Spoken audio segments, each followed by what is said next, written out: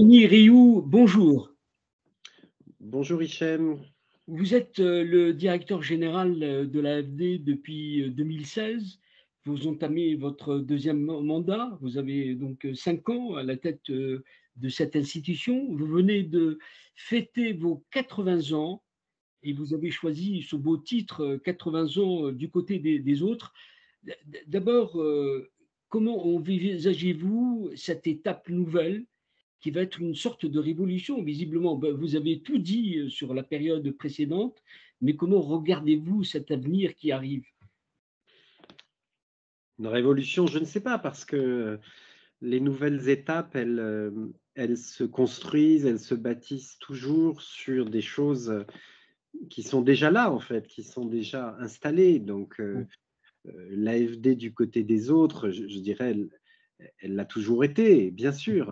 Euh, Depuis ses origines, je me suis rendu à Brazzaville il y a quelques jours, rendre hommage Mhm, dans la case de Gaulle, évidemment, à notre fondateur. Et mhm, c'est bien, c'est l'Afrique qui a libéré la France, l'armée d'Afrique, la capacité financière aussi qui existait en Afrique en 1941 et les années qui ont suivi. Mais c'est vrai que on a franchi depuis 2015-2016 plusieurs étapes.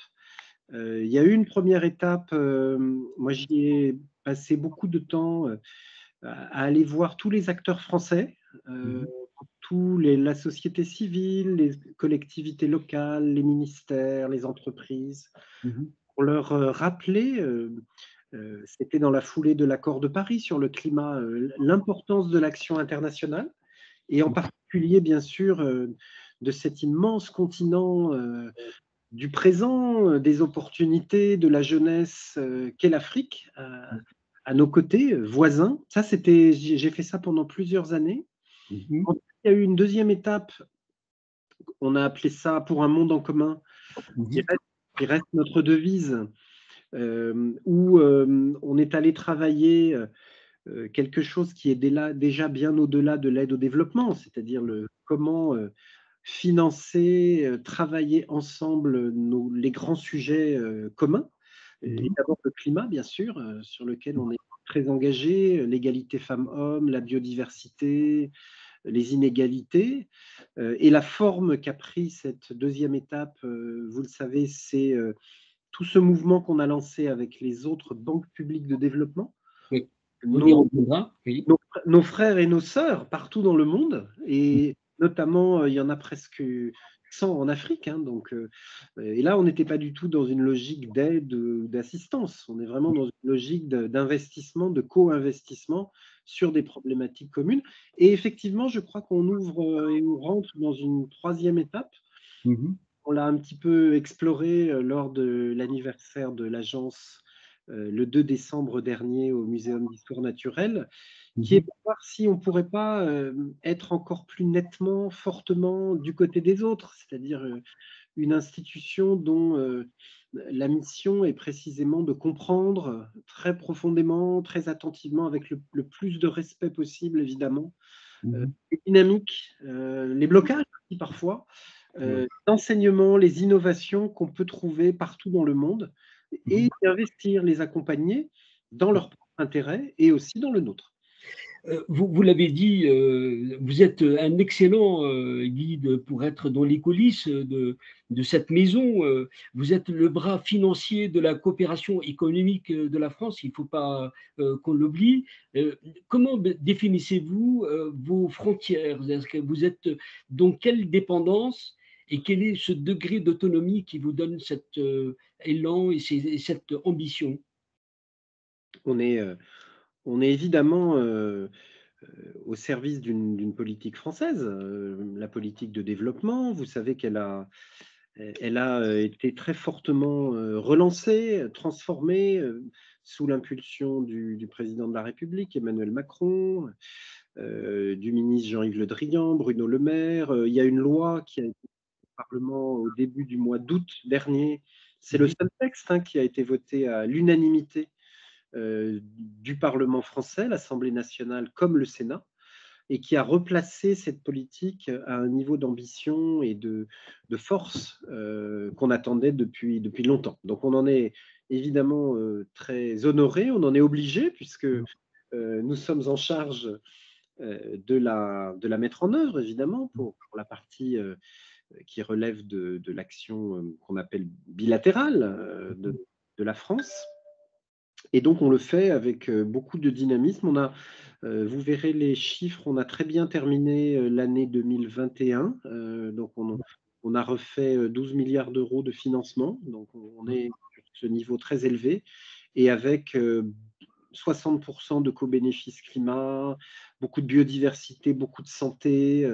Donc, les grandes priorités politiques qui ont été fixées par le gouvernement et par le Parlement sont très scrupuleusement respectées, mais toujours en vérifiant et en étant du côté des autres, c'est-à-dire en vérifiant qu'il y a bien une demande, que ça correspond bien aux attentes et qu'on n'est pas du tout dans une posture de surplomb ou de conditionnalité ou d'imposer finalement à nos clients et à nos partenaires des choix que nous aurions fait nous-mêmes. Parce que ça, c'est évidemment pas la bonne attitude et ce n'est pas celle de l'AFD. Comment expliquez-vous qu'il y ait tant de critiques sur la notion de l'aide au développement? Et comment accordez-vous de la place à ces critiques-là dans votre vision, dans votre stratégie? Alors 80 ans, c'est une longue histoire. Bien sûr, elle a connu des étapes successives. Moi, j'aime bien rappeler que je l'ai fait tout à l'heure, que nous sommes nés de la France libre, de la résistance, de la guerre. Donc l'AFD n'est pas un instrument qui serait né à l'époque coloniale, pas du tout. D'ailleurs, vous le savez bien, à l'époque coloniale, s'agissant de la France, il n'y avait pas d'instrument financier en fait. Mhm. Que les colonies étaient supposées se financer elles-mêmes en fait, Oui. voire rapporter des bénéfices à la puissance colonisatrice. Donc il n'y avait pas de transfert financier depuis la métropole vers les territoires colonisés. Et donc, il a fallu un événement aussi tragique, aussi fort qu'une guerre mondiale. Oui. Il a fallu ensuite les décolonisations, bien sûr, pour que cette maison grandisse. Et le problème de l'aide publique au développement, c'est Oui. que par ce référentiel, ces mots, la façon dont on qualifie notre activité, ça date d'il y a très longtemps en fait, hein, ça date des années 1960, 70. Et donc, ça a vieilli, en fait. Et moi, je crois qu'il faut dépasser ce référentiel, ce vocabulaire. Oui. Il ne correspond plus. En fait, on est déjà sorti. C'est un peu comme la France-Afrique. Oui. On est déjà sorti de ces mots. Et aujourd'hui, ils nous contraignent, en fait. Ils nous retiennent et ils changent les perceptions quand même. Oui. Et moi, j'aspire comme le président Macron, hein, qui, vous le savez, veut changer le nom de l'AFD, veut renouveler ce logiciel de telle sorte qu'il corresponde en vérité à ce que nous sommes déjà devenus, très largement. Vous avez eu l'habileté, et on voit ces derniers mois, il y a eu beaucoup d'activités sur l'Afrique et vous êtes très impliqué là-dessus. Vous avez associé des figures emblématiques de cette Afrique, comme Achille Mbembe, comme bien avant Felwine Sarr. Ce regard croisé, cette vision partagée, c'est une manière d'associer dans ce monde-là, dans une vision de co-développement, mais il y a toujours cette critique, des critiques à l'égard de la France. Comment l'expliquez-vous? Il y a ce poids de l'histoire, bien sûr. Moi, je suis historien de formation, donc j'en suis très, très conscient. Et donc, il faut un certain nombre d'actes de reconnaissance, d'actes symboliques, Mhm. de prise de parole. Ouais. Je crois que ce qu'a fait le président Macron au Rwanda je l'accompagnais, était très important de ce point de vue-là. Mhm. Donc tout n'est pas financier ou économique ou climatique. Il y a aussi Ouais. des mots à mettre sur les choses, des Mhm. histoires à faire, un travail de vérité. Je crois que ce qui a été fait aussi le 8 octobre dernier au sommet de Montpellier, ce sommet d'un nouveau genre, Mhm. relevait de la même démarche de reconnaissance, de renouvellement, Ouais. de relance. Et donc c'est ça, je crois, qui, je l'espère, et avec le concours, avec l'amitié, avec dans le dialogue, dans le respect, avec, oui, Felwine Sarr, Achille Bembe, tant d'autres, Mhm. qu'on va arriver, je l'espère, à faire évoluer notre relation et à la rendre plus vivante, plus vibrante, plus active et plus utile encore pour l'Afrique, bien sûr, nous, c'est notre mission, bien sûr, mais aussi pour la France, parce qu'on a beaucoup à apprendre, beaucoup à Mhm. échanger entre nos deux régions voisines. Vous l'avez dit, il y a plus de 12 milliards pour le budget de l'aide au développement, mais comment aujourd'hui regarder cette Afrique avec des crises et des conflits, des guerres qui la traversent? Et est-ce qu'aujourd'hui, vous avez une méthode pour pouvoir opérer dans ces situations de crise, pour que vous soyez toujours dans l'efficience et l'efficacité sur le terrain? Alors, il faut changer notre regard, vous avez parfaitement raison. On en avait d'ailleurs déjà parlé ensemble, donc cette stratégie, ces lunettes toute Afrique que nous avons chaussées depuis 2017 nous ont beaucoup aidés à voir l'Afrique comme un tout, donc à voir sa taille, à voir aussi les évolutions très positives que l'Afrique a connues depuis maintenant une trentaine d'années, hein. Beaucoup de croissance, beaucoup d'investissements, beaucoup d'éducation, beaucoup de santé. Enfin, les indicateurs de l'Afrique sont bons. Et il faut, je crois, avant de comprendre, de qualifier, d'agir dans la crise actuelle, qui évidemment fait peser un très grand risque, à Mmh. nouveau, de divergence du continent africain avec le reste du monde, il ne faut pas oublier l'étape précédente, qui a été une étape de construction, une étape de rapprochement de l'Afrique Mmh. dans la gouvernance, dans l'action internationale, parce que il y a les ressorts évidemment du rebond, il y a les acteurs qu'il faut reprendre. Ça, c'est l'Afrique comme un tout. Et puis il y a toutes les Afriques aussi, bien sûr. Et donc vous avez raison, hein, l'Afrique, c'est un immense continent avec des situations extrêmement différentes. Et donc là, il faut que ceux qui investissent en Afrique aient l'agilité, la capacité de travailler dans un pays aussi immense que le Nigeria, dans l'Afrique du Sud, qui est, vous savez qu'on a en ce moment beaucoup de discussions extrêmement intéressantes sur la transition énergétique en Afrique du Sud, mais Mmh. l'Afrique du Sud où il y a des marchés financiers, où il y a un niveau de développement élevé d'ores et déjà, et puis savoir aussi travailler jusque dans des zones rouges, Ouais. dans des pays qui sont aujourd'hui très fortement déstabilisés par la menace terroriste et les fractures aussi qui divisent les sociétés sahéliennes ou centrafricaines ou éthiopiennes aujourd'hui Oui. aussi, on le sait. Mmh. Donc ça suppose des institutions financières qui savent doser, savent ajuster, savent réagir. Mmh.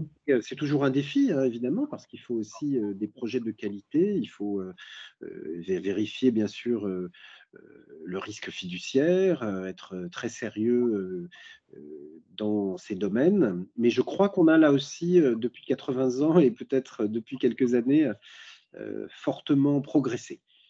L'Afrique va être encore au rendez-vous. La présidence française de l'Union européenne commence en 2022 avec un sommet Europe-Afrique. De quelle manière êtes-vous impliqué dans cet événement qui va occuper les deux parties, cette Afrique et cette France, et cette Europe même? Très impliqué. J'étais au téléphone avec le président Adesina de la Banque africaine hier.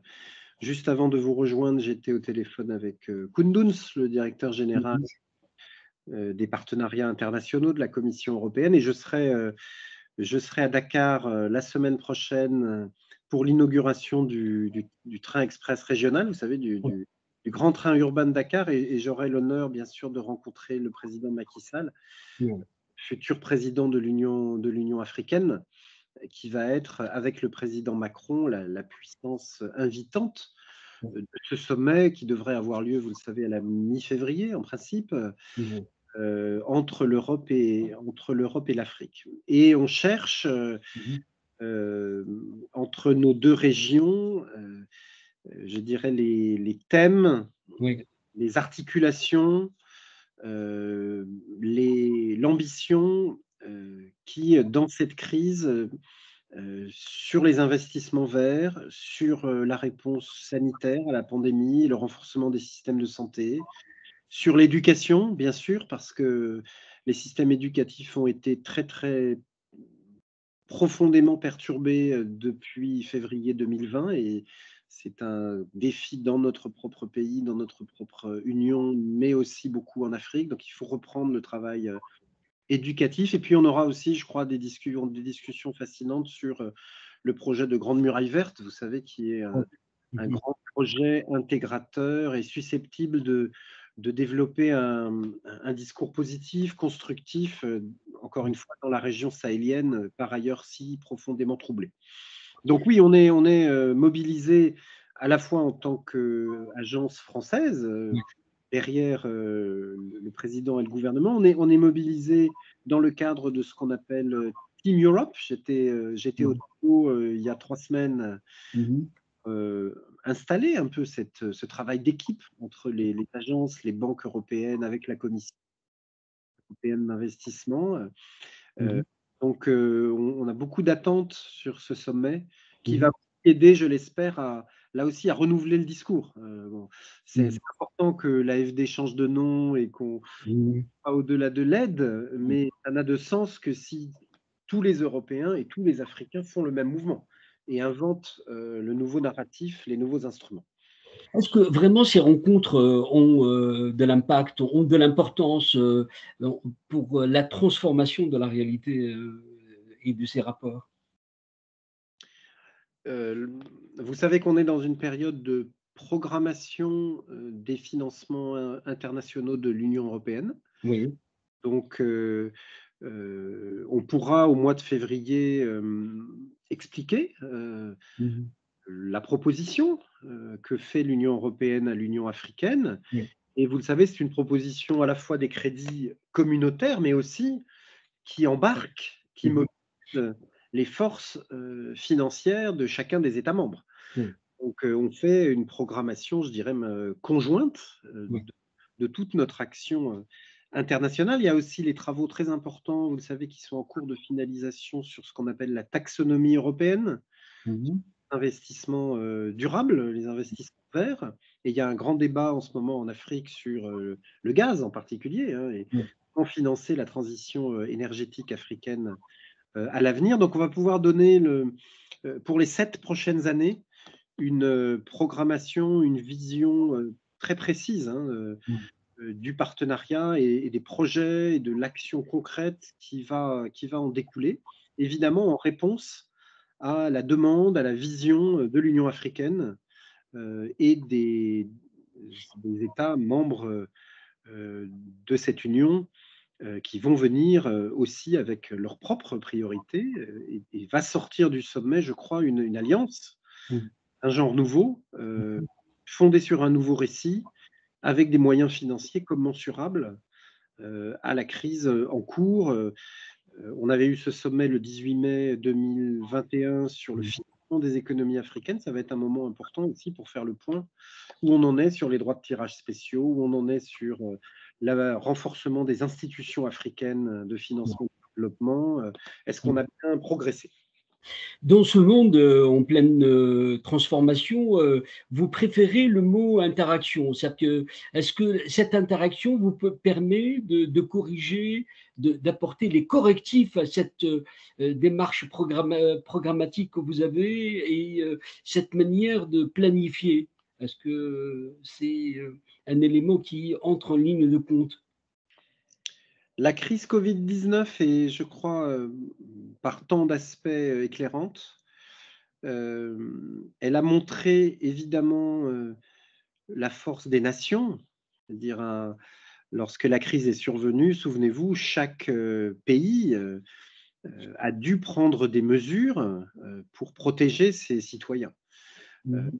et chacun l'a fait, et ça a été le cas en Europe, ça a été le cas aussi de façon efficace, hein, et en Afrique. Il y a eu ensuite le temps de la réponse, je dirais, globale, multilatérale. Oui. Bien sûr qu'il y a certaines réponses qui ne sont identifiables, mobilisables qu'à un niveau global. Par exemple, Mhm. il s'agit de financer de la recherche sur des vaccins nouveaux, Mhm. inconnus, à des coûts qui dépassent évidemment ce que chaque État peut faire tout seul. Donc, il y a des biens publics mondiaux qu'il faut défendre, mais Mhm. on est dans une troisième phase, je crois, Oui. où on se rend compte qu'il y a aussi, dans des crises aussi profondes, des réponses de nature régionale. Oui. C'est-à-dire qu'il y a des choses qui excèdent ce qu'on peut faire au plan national, à l'évidence. Il y a des choses que le niveau multilatéral, global, n'arrive pas à délivrer. Et Oui. donc là, je crois qu'il y a un moment extrêmement intéressant pour voir comment l'Union européenne et l'Union africaine peuvent amener leur contribution à la sortie de crise, hein. Et on est, nous, très fiers, vous voyez, par exemple, il y a le mécanisme COVAX qui existe Mhm. en global Mhm. pour faire ce qui est nécessaire au plan multilatéral. Oui. Et puis, il y a aussi une réponse qui a été construite au niveau africain, Oui. avec les institutions africaines, le CDC Africa de John Kengasong, Mhm. l'Afreximbank de mon ami Bénédicte Orama, qui héberge une plateforme qui s'appelle Avat, que la Mhm. KfW allemande et l'AfD française ont d'ailleurs financé, qui est Mhm. une sorte de centrale d'achat africaine pour les propres besoins identifiés et mis en œuvre par les institutions africaines. La Banque africaine de développement, évidemment, de mon ami Hakim Adesina, joue un rôle aussi dans le financement des infrastructures et des systèmes de santé dans les pays. Mhm. Donc, il y a une part de réponse dans cette crise et à l'avenir qui Mhm. doit être bâtie au niveau régional. Et là, je crois, c'est vrai en Europe, c'est vrai en Afrique, et on a à échanger sur la façon dont on le fait. Parce qu'il Mhm. y a deux processus d'intégration régionale dans ces deux régions du monde qui sont Mhm. très singuliers, très avancés. Euh, Mhm. et ça me ramène d'ailleurs à il y a une vingtaine d'années, hein, vous vous souvenez, il y a eu un moment très intéressant où l'Union africaine avait des liens et un dialogue extrêmement profond avec Mhm. ses homologues en Afrique. Et je crois qu'on rentre à nouveau dans un moment où ce fait régional, cette capacité d'action régionale et de plusieurs régions entre elles, Oui. est particulièrement pertinente aujourd'hui.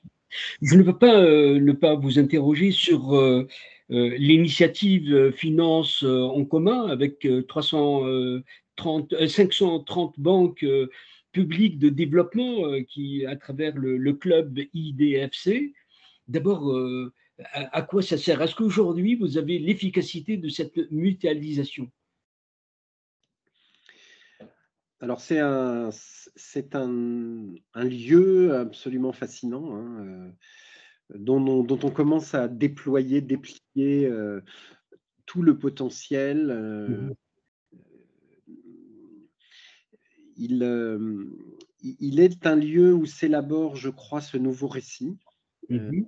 cette capacité d'action à l'échelle des problèmes qui nous sont proposés et au-delà de la charité ou de la solidarité. Ouais. C'est vraiment un monde de coopération, d'investissement solidaire Mhm. à l'échelle. On parle quand même d'une capacité financière de 2500 milliards de dollars chaque année. Mhm. Alors, pas inégalement répartis dans le monde, bien sûr. Ouais. Il faut renforcer les banques publiques de développement africaines pour qu'elles soient Mhm. plus puissantes et qu'elles jouent tout leur rôle dans le financement du continent par lui-même, par ses propres forces, par son épargne et par sa capacité à coopérer dans le monde. Mhm. On est sur des relations, on est sur des façons de faire qui sont très éloignées de ce qu'on a appelé, ce qu'on appelle parfois encore l'aide publique au développement. Donc il y a, je dirais, ce premier bénéfice. Mhm. Et après, le deuxième bénéfice, ce sont des institutions concrètes Mhm. d'investissement de projet. Donc, on tient évidemment, Hichem, pour vos lecteurs, vos téléspectateurs aussi, Mhm. à Ouais. la disposition des milliers et des milliers d'actions concrètes qui sont en train d'être mises en œuvre avec de l'impact pour les populations. Donc je crois dans ces débats, Mhm.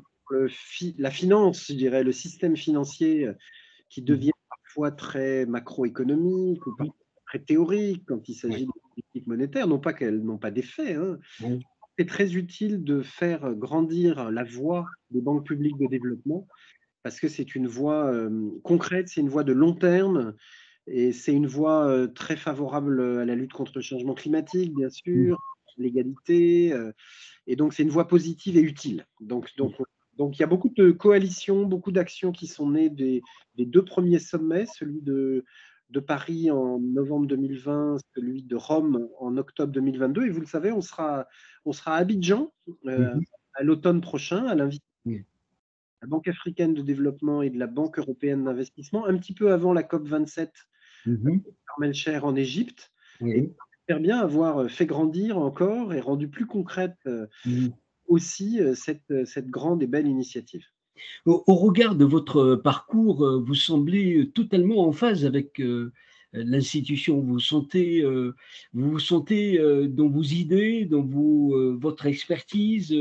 Est-ce qu'aujourd'hui, vous avez une envie d'une impulsion pour aller plus avant dans cette coopération avec l'Afrique et avec le monde? Alors moi, oui, je fais un métier fantastique, hein, et je dirige une institution euh, très belle par sa mission, par les résultats qu'elle obtient aussi, hein. Encore une fois, on les tient à votre disposition pour 2021. On vient de Mm. boucler. Et je veux vraiment remercier, féliciter toutes et tous les collègues de l'AFD qui font le job au quotidien, sur le terrain, dans nos agences, ici à Paris, chez Expertise France, qui rejoint le groupe au 1er janvier 1999 chez Proparco, et qui ne le font pas tout seuls, hein, qui le font dans Ouais. partenariat avec tellement d'acteurs.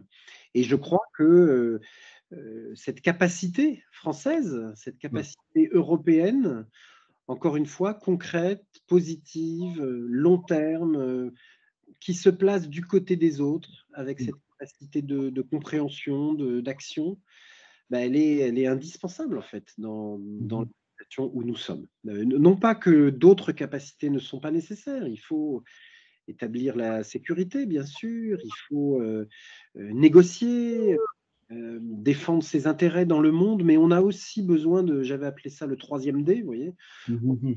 besoin d'un instrument altruiste, je dirais, d'un instrument attentif, d'un Mhm. instrument concret, d'un instrument qui sert les populations partout où on souhaite coopérer avec la France et avec l'Europe. Donc c'est ça qu'on construit. Et on a beaucoup grandi, vous le savez, donc on a une capacité plus grande de le faire. Elle peut être plus grande encore, je crois. Je le souhaite. Ouais, il y a tellement de choses, à évoquer, avec vous parce que les sujets sont nombreux et passionnants, comme vous l'avez dit. Rémi Rioux, je rappelle que vous êtes le directeur général de l'Agence française, de développement qui va changer de nom, bientôt et je vous remercie d'avoir été avec nous et d'avoir bien, expliqué, la raison d'être de l'AFD. Je vous remercie. Merci. Merci, à bientôt.